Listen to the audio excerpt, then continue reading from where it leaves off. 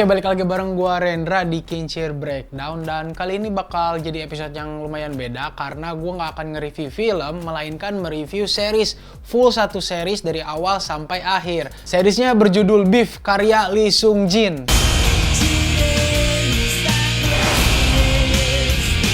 I found ways to manage my stress. You're born, make choices, and suddenly you're here. Maybe we're not normal.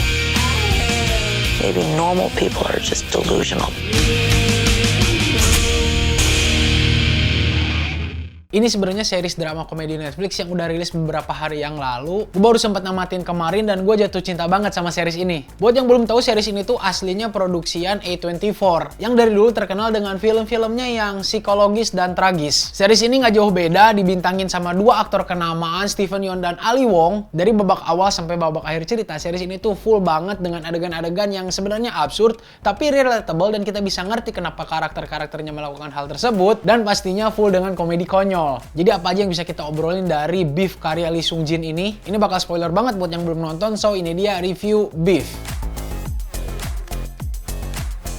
Series ini berfokus kedua karakter Amerika Asia, ada Danny Cho dan Amy Lau, yang dipertemukan lewat insiden jalanan waktu kedua mobil mereka hampir bertubrukan. Dua karakter yang ternyata udah punya masalah berat dalam hidupnya, saling berargumen di jalanan dan akhirnya kejar-kejaran. Dari insiden tersebut, keduanya marahan dan mulailah adegan berbalas dendam.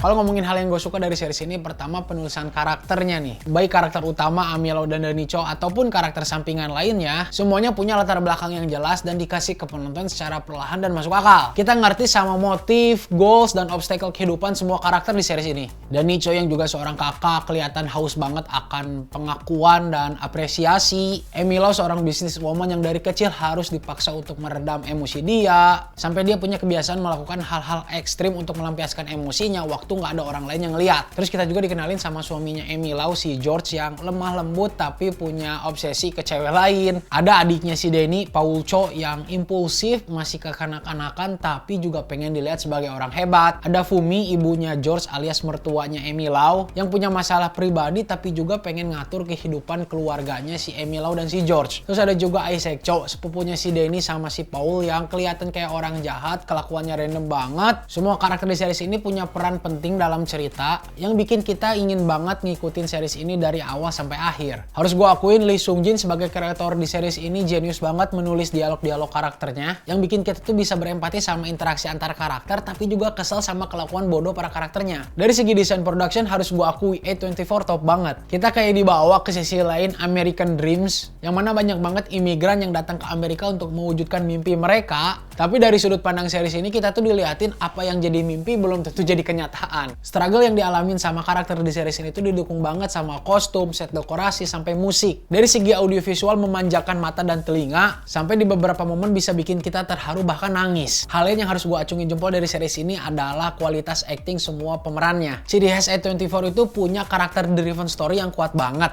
Jadi pengembangan plot di series ini tuh benar-benar bergantung sama kualitas acting para pemerannya. Steven Yeun sama Ali Wong gokil banget. Range acting mereka yang dari marah, nangis, sedih, ketawa, semuanya dieksekusi dengan cara yang on point banget. Adegan paling memorable ada di episode akhir yang ini kelihatan banget produksian A24 karena konflik utama di adegan ini tuh waktu dua karakter ini makan jamur beracun. Nah, acting mereka yang dari saling curhat, membuka diri, padahal plotnya tuh kan kayak stuck di satu lokasi. Jadi series ini tuh nggak punya momen yang ngebosenin. Kalau ngomongin hal yang gak gue suka sebenarnya nggak ada. Cuman di episode akhir transisi dari cerita sehabis penculikan sampai ke cerita pasrah mau mati emang dibuat jomplang banget, dan mungkin bagi sebagian orang ini tuh absurd. Tapi kalau lu udah familiar sama A24, emang gini gaya penceritaan mereka. Jadi menurut gue series ini tuh nggak ada miss yang bikin gue pengen berhenti nonton. So, secara overall series Beef itu emang engaging banget dari awal sampai akhir. POV gue sebagai penonton, gue ngerasain struggle semua karakternya. Baik sebagai kakak, sebagai orang tua, sebagai orang yang punya pasangan, bahkan sebagai menantu. Mungkin sebagai mertua juga bakal connect sama series ini, saking relatable ceritanya. Jadi untuk series Beef gue kasih rating 4/5. Apalagi buat penggemar Everything Everywhere All at Once, karena punya pesan satir yang bisa gue bilang 11-12. Gue rekomendasiin banget series ini karena bisa ngisi waktu luang lo dengan cerita-cerita yang konyol. Apalagi durasi setiap episodenya tuh nggak panjang, sekitar 30 menitan. Nah tapi buat lo sendiri yang udah nonton series Beef, apa pendapat lo tentang series ini? Yuk kita diskusiin di kolom komentar. Jadi sekian dulu breakdown reviewnya. Bareng gue Rendra, see you in the next video.